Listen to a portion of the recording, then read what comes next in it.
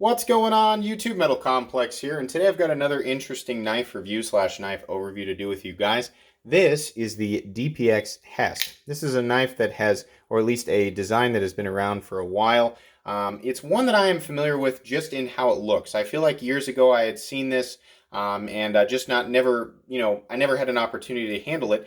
And my buddy down in the comments section, actually, he goes by Frankie J. On Instagram, he's DWM_EDC. He messaged me and he said, hey, would you have any interest in taking a look at these? I think they're pretty good quality. And I said, you know what? Yeah, I think so. I think that's a popular model and I'd like to handle it for myself. So I appreciate that. Thank you so much.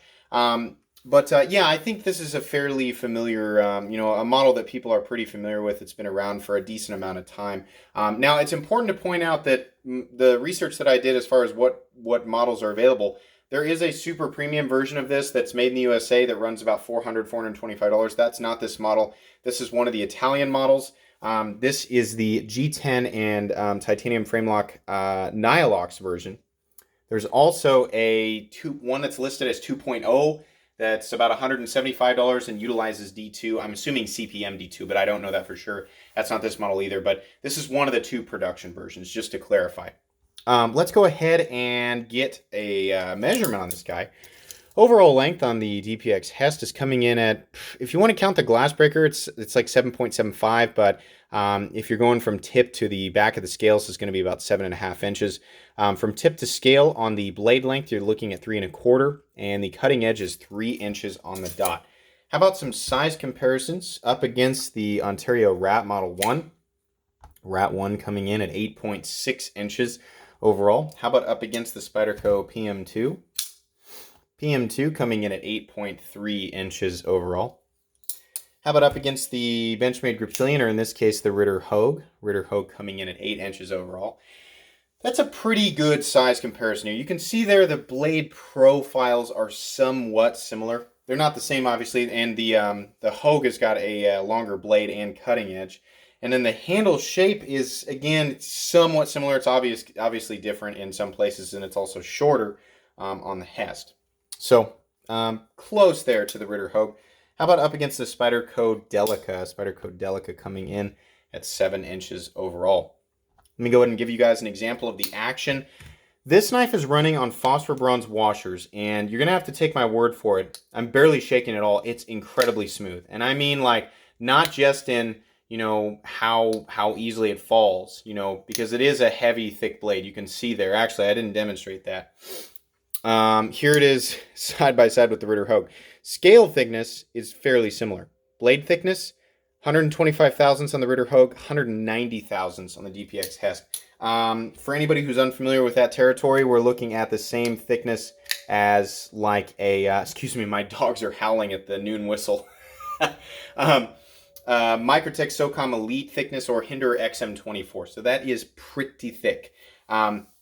Anyways, it's not just the weight and mass of the blade that's pulling it down, but the washers are also incredibly, or allowing this blade to be super smooth, and also I'd imagine the detent ball and its path on the blade. So very, very smooth. The lockup is solid.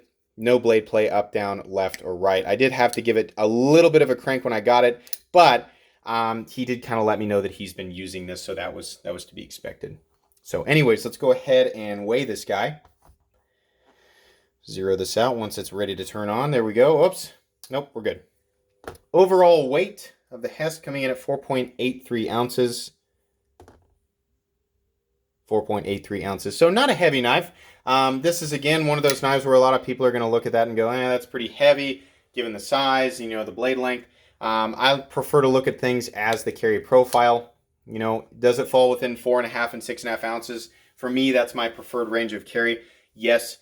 Is the overall profile one that is not, obtrusive and easy to carry? Yes, it also is. That's pretty much all, the only parameters that I have in terms of carry preference. So it falls there, no problem.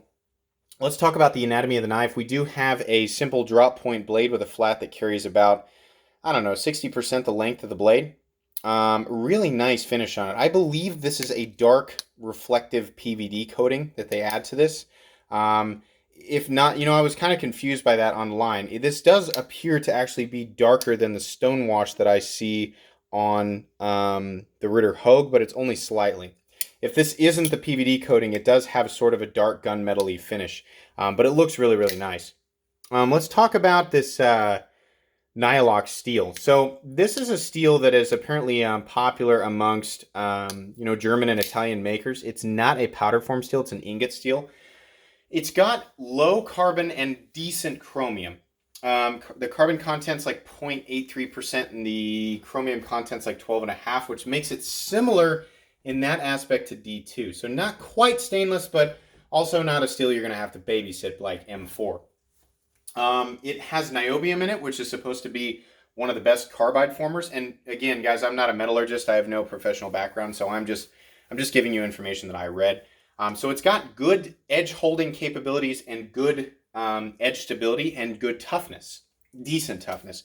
That makes it pretty similar to CPM D2 all the way around, though it's not exactly the same, and I'm sure there are differences. That would make it a pretty darn good user steel.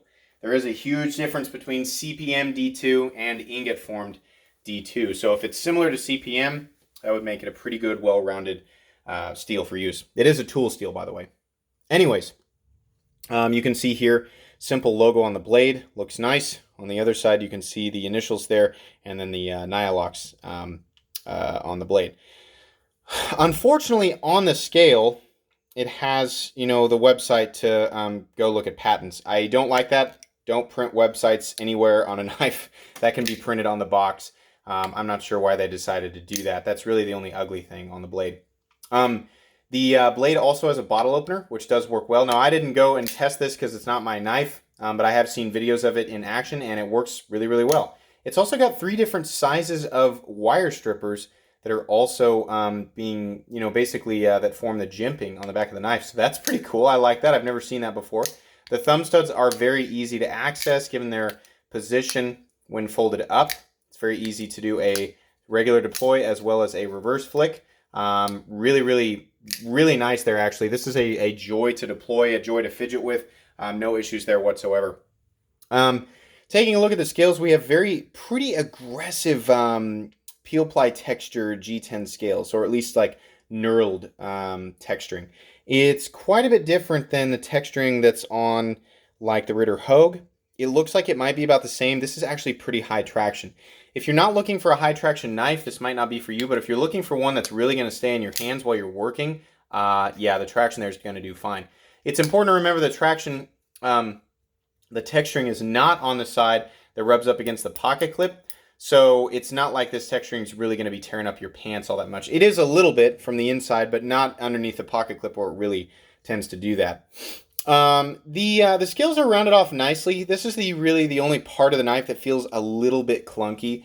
It just feels kind of like a brick of G10. It's pretty thick, and while it is rounded off, it's kind of at kind of a sharp angle. It's not. I don't want to say it's sharp. It's just kind of sudden. So it feels a little bit clunky on the scale. It's not any. It's kind of, that's a minor nitpick. I just want to be clear about that. I'm not saying like that's a deal breaker. It's just it feels a tad clunky on the G10 scale. But everything matches up, just fine. There's no bad fit and finish or anything like that. You have a simple Torx head domed pivot for easy adjustments. You've got very large, I think those are Torx head. They might actually be, yeah, they look like Torx head. Screws there holding the scales together. You can see how much bigger they are than the little tiny size I don't like. So that's nice. A lot easier to get your tools in there and make adjustments. Also back here, the lanyard hole. I want to show this off here real quick. I noticed that was shaped like, a hex head. And I thought, I wonder if I can fit a 1/4-inch bit in there. So there's your lanyard hole. There's your 1/4-inch bit. It will actually hold a 1/4-inch bit.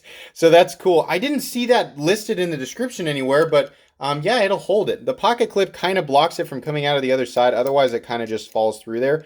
But that's really neat. You actually could use that if you didn't have anything else and you had the bits with you.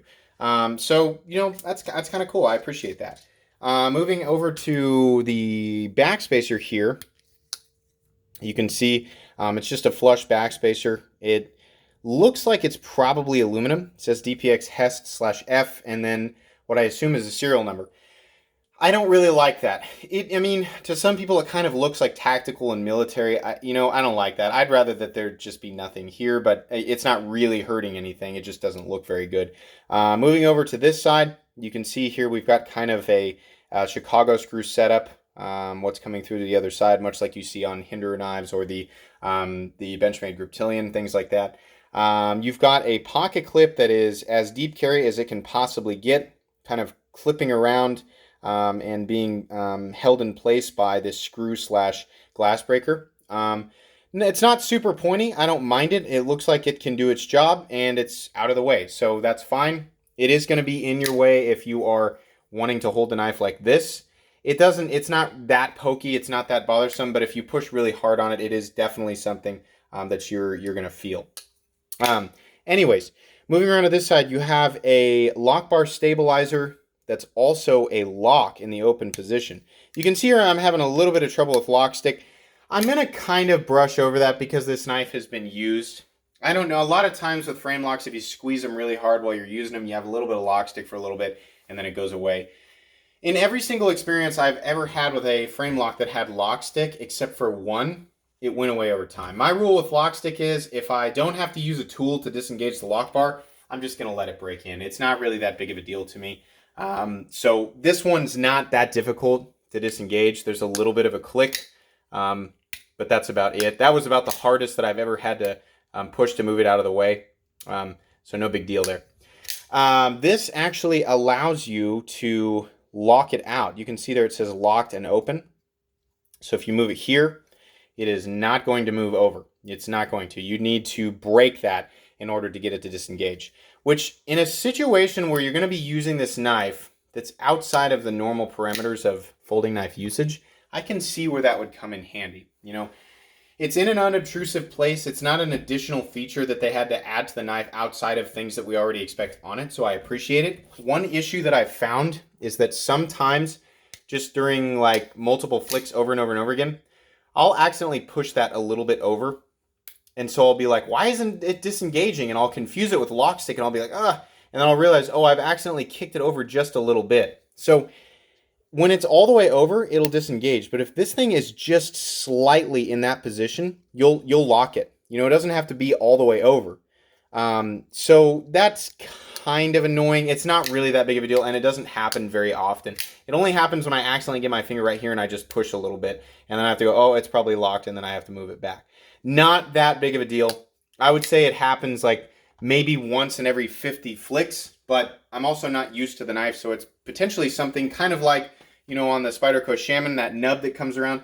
It's one of those things where you learn to watch out for it. You might not have to worry about it as much. Overall fit and finish on this guy is really good. Like I said, slight issue with the lock stick, not a deal breaker. The blade is centered despite being a user. Lockout is very good all the way around, up, down, left, and right.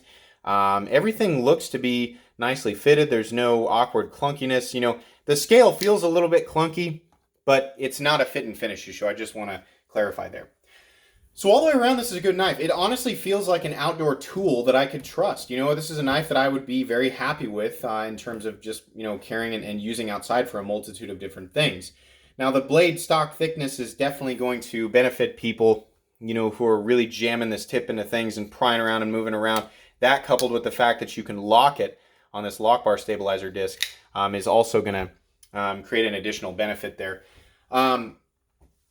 But the issue that I have with this knife really is just that it doesn't feel to me quite as expensive as it is. Now, it's close. I want to be clear about this.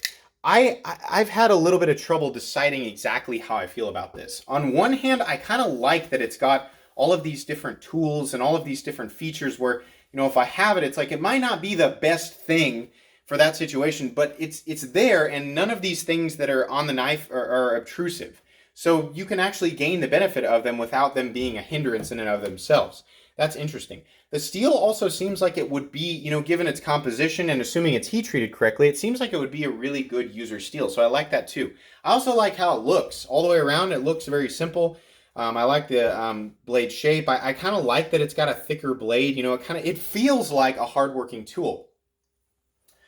For whatever reason, it just doesn't quite feel like a $200 knife. It feels close. It feels close. You'll find these for $200, $210. I think, honestly, now, you know, bear with me here, because these are my own personal bias coming out. I like to see a liner under the G10 side. And it used to be like I didn't trust G10 by itself, coupled with a frame lock. Now it's kind of like, is it because it's less expensive, you know, to do it that way? I always feel like not only does it make it feel more premium, it makes it look nicer too. So I like that. And then that coupled with the kind of the clunkiness of the G10 scale on the front. But, you know, I say that, but then again, like, I'll give you guys an up close look. Everything's fine on it. It's not like it wasn't finished correctly. It just feels like a block of G10. But in terms of ergonomics and, you know, how well it stays in my hand, I mean, yeah, it feels really, really good.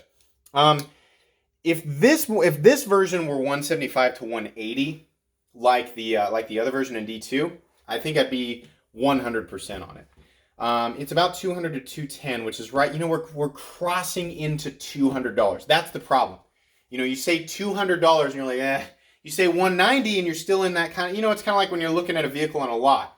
19,995 or whatever. We know that that means 20,000, but it's easier to look at than, you know, 20,100.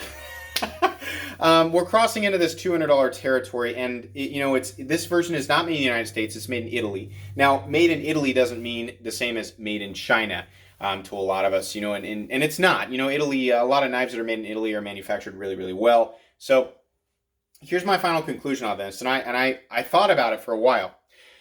This knife does make sense as a tool. You know, that really what's saving it for me is all of the different features that are on the knife. And while, like I said, they might not be the best, you know, the best tools for the job, they're all there, and I'd rather have them than not have them as long as they're not obtrusive. The blade shape's good. The construction is solid. I would trust this knife, and I think it's a nice, you know, compact design given what it's capable of. So yes, I can recommend this knife, but just barely. I like it just enough to recommend it. I think people who, you know, are willing to spend $200, $210 on it are going to be really, really happy with it. And it's kind of one of those knives that is really like an ultimate user. You know, it's very straightforward. There's nothing on this knife that was like, it's an afterthought and it kind of looks nice. No, I mean, they definitely were like, this is a tool. We're making a tool. There's a couple of things that are slightly obnoxious, you know, and can create inconveniences, like mainly this lock thing when I accidentally run into it. But it's going to carry deep. It's going to stay secure in your pants pocket. It's going to deploy when you want it to deploy, regardless of how you're wanting to deploy it. And it's going to do the job, you know. It's straightforward. I like that. I like designs that are tools. I wish it was a little bit less expensive, but I find myself always wishing that everything was just slightly less expensive. So I can't say no just for that. I'd like it so much more if it just had a little steel liner underneath that G10 scale. It would just give me more of a feeling of having a premium product, but it's okay that it doesn't. I've proven to myself that G10 in much thinner dimensions is very strong. That is a thick piece of G10. That G10 has got to be at least 165 thousandths. I don't think I would be able to break that. So you're not going to break it during normal use circumstances. But anyways, that is pretty much all I can say about the DPX Hest. Thank you so much again, Frankie, for letting me take a look at this. This was pretty cool. If you enjoyed this video, please leave a like. If you'd like to take a look at my other content, I do, of course, have lots of videos of knives that are either expensive or inexpensive that I do or don't like, so check those out. And if you enjoy all my content, then please subscribe to my channel because there's definitely more coming. Thanks again for watching, and have a great day.